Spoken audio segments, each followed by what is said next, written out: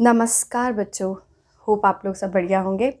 तो आज का जो मेरा टॉपिक है वो है Mendel's law of inheritance, principle of inheritance and variation chapter हम लोग कंटिन्यू कर रहे हैं with Mendel's law of inheritance. Mendel ने स्टूडेंट्स 3 लॉज दिए थे, जिसमें जो फर्स्ट लॉ था वो मैंने यहाँ पे लिखा है law of dominance. Second law जो था वो था लॉ ऑफ सेग्रीगेशन, और थर्ड लॉ जो था वो था लॉ ऑफ इंडिपेंडेंट असॉर्टमेंट।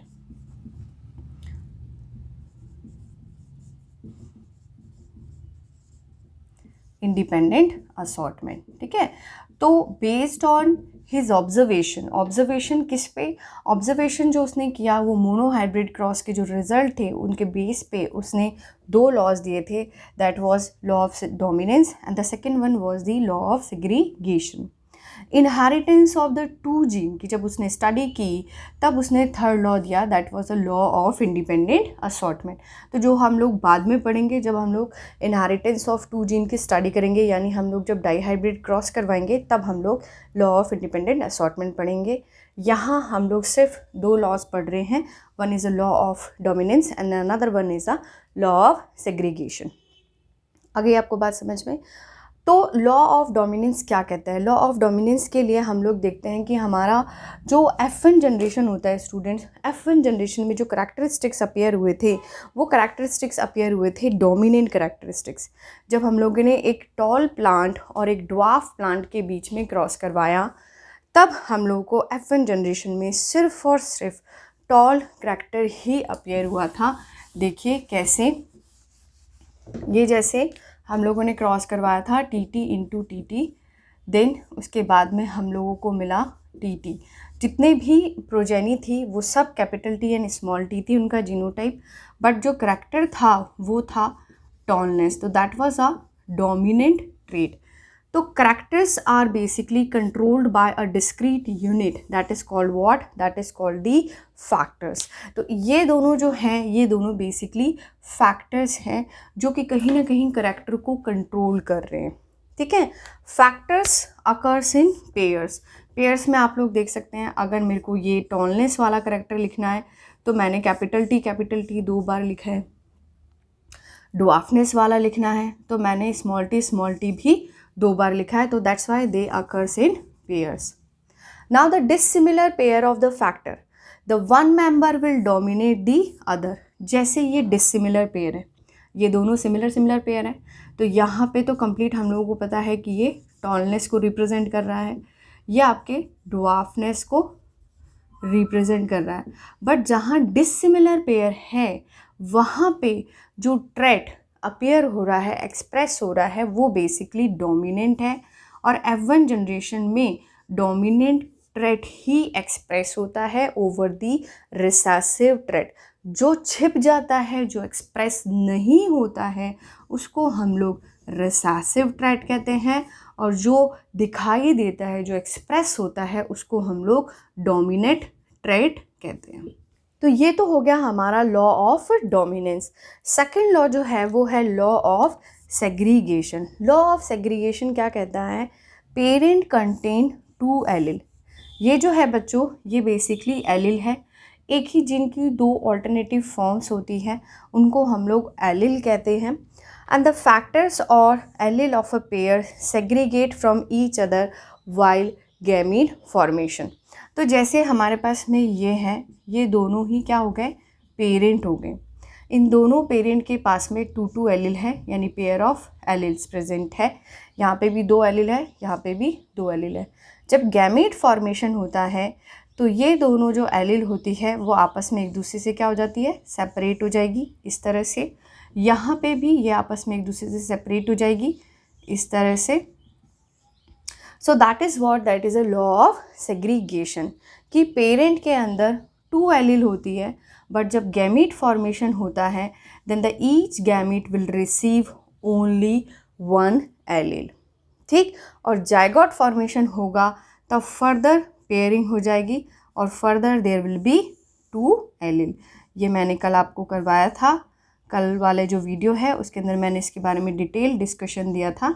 तो इस तरह से फर्दर जाइगोट फॉर्मेशन होगा, जहाँ पे वापस से पेयरिंग हो जाएगी ऑफ द एलिल, यानी सेम नंबर ऑफ फैक्टर्स और सेम नंबर ऑफ एलिल हो गए, ठीक है। सो that is a law of segregation, gamete will receive only one factor. ना हम लोग बात करते हैं होमोजाइगस पेरेंट की और हेट्रोजाइगस पेरेंट की। हेट्रोजाइगस पेरेंट जैसे ये हेट्रोजाइगस है जिसमें दोनों एलिल जो है वो डिफरेंट है, तो यहाँ पे जो गैमीट्स प्रोड्यूस हो रहे हैं वो भी डिसिमिलर प्रोड्यूस हो रहे हैं, ठीक है, अलग अलग है। किसी गैमीट में कैपिटल टी जाएगा तो किसी गैमीट में स्मॉल टी जाएगा, तो ये डिसिमिलर हो गए। हम लोग बात करते हैं होमोजाइगस पेरेंट की, जैसे ये है होमोजाइगस जिसमें दोनों एलिल जो है वो सेम है, तो इससे जो गैमीट फॉर्मेशन होगा स्टूडेंट, वो दोनों गैमीट्स में ही सेम एलिल जाएगी, यानी जितने भी गैमीट्स बनेंगे they all will have same type of allele, सभी में स्मॉल टी होगा। आई थिंक ये समझ में आ गया होगा आप लोगों को, homozygous parent and the heterozygous parent. Got it? Now we will talk about the incomplete dominance, which is the other way of expression, genetic expression. कुछ प्लांट्स ऐसे हैं जिसमें कि जो F1 जनरेशन है, ये F1 जनरेशन थी हमारी और ये F2 जनरेशन। F1 जनरेशन में कंप्लीट डोमिनेंट ट्रेट शो नहीं होता है, ना ही रिसेसिव शो होता है, बट जो ट्रेट होता है that is basically intermediate between both the parental traits. Example है इसके मिराबिलिस जलापा, जिसको कि हम लोग 4 o'clock प्लांट भी कहते हैं, और antirrhinum majus that's also known as snapdragon. Example के लिए एंटीराइनम मेजस जो है उसमें 2 टाइप के फ्लावर होते हैं, एक रेड होता है और एक वाइट होता है, ठीक है। तो प्योर रेड फ्लावर उसका जीनोटाइप ये हो गया, और प्योर वाइट फ्लावर उसका जीनोटाइप ये हो गया स्मॉल आर। जब इन दोनों के बीच में क्रॉस करवाया जाता है, ये बेसिकली क्रॉस पॉलिनेशन होगा, तो इससे जो ऑफस्प्रिंग आएगी F1 जनरेशन में वो ना तो रेड कलर शो करेगी ना ही वाइट कलर शो करेगी, वो बेसिकली इंटरमीडिएट कलर शो करेगी between the red and white, और वो कलर होता है पिंक, ठीक है। तो डोमिनेंसी नहीं आई बल्कि इंटरमीडिएट कैरेक्टर यहाँ पे शो होता है। फिर फर्दर हम लोग जब F1 जनरेशन की जो प्रोजेनी होती है उसको आपस में एक दूसरे से सेल्फ पॉलिनेशन करवाते हैं, सेल्फ क्रॉस करवाते हैं, तो गैमिट फॉर्मेशन होगा। First of all capital R small R, then further capital R small R, cross करवाएं हम लोग capital R small R, again capital R small R, and last one is small R. तो जहाँ हमारा genotype capital R है वो show करेगा आपका कंप्लीटली रेड कलर, ठीक है। Capital R will show the red colour, capital R small R will show the pink colour, and small R will show the white colour, ठीक। तो phenotypic और genotypic इस तरह के क्रॉस में F2 जनरेशन में आपको सेम मिलेगा।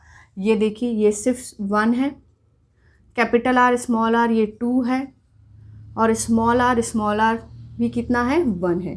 तो ये हो गया आपका जीनोटाइपिक रेशो, ठीक। और अगर हम लोग कलर के बेस पे बात करें तो आप देखेंगे रेड जो है वो आपको सिर्फ 1 मिला, पिंक जो है वो आपको 2 मिलते हैं, और वाइट भी है जो आपको 1 मिलता है। तो फिनोटाइप जो रेशो आता है स्टूडेंट इस तरह के प्लांट्स में वो भी आपका 1:2:1 ही आएगा। So that is phenotypic ratio. Got it? So this type of dominancy is known as incomplete dominancy. तो phenotypic ratio and genotypic ratio both are same in incomplete dominance in F2 generation. Got? समझ में आ गया होगा आप लोगों को। These are basically 2 laws of law of dominance and law of segregation, and another one is a incomplete dominance. Next we will continue in our next class.